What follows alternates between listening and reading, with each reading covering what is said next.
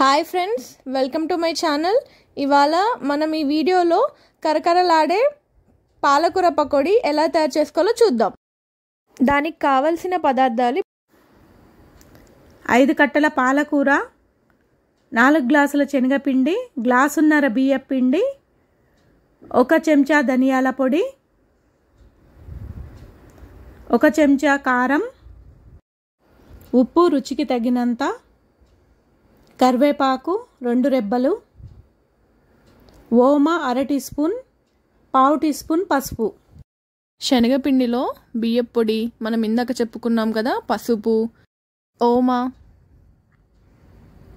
ధనియాల పొడి, కరివేపాకు, కారం, ఇంకా ఉప్పు రుచికి సరిపడా వేసుకొని మొత్తం బాగా కలుపుకోవాలి. ఇందులోనే కొద్దిగా వాటర్ పోస్తూ ఉండలు లేకుండా కలుపుకోవాలి.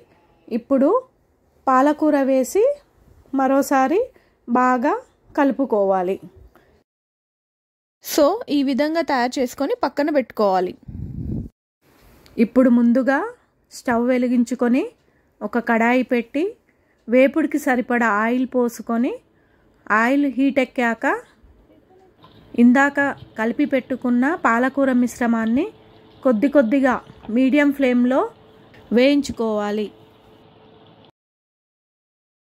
2 నిమిషాల తర్వాత మరో సైడు తిప్పుకొని వేయించుకోవాలి.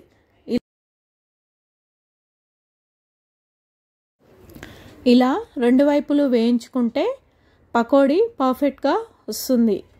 ఇప్పుడు ఒక ప్లేట్లోకి వేయించుకున్న పకోడీ తీసుకోండి. అంతే, ఎంతో కరకరలాడే రుచికరమైన పాలకూర పకోడీ రెడీ. ఇలా మీరు కూడా ట్రై చేసి చూడండి. ఈవినింగ్ స్నాక్స్ లాగా పిల్లలు ఎంతో ఇష్టంగా తింటారు.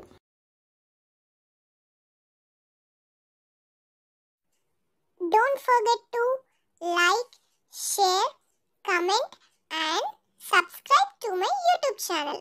And also hit the bell icon for more updates. Itlu me, Nikila Srinivas.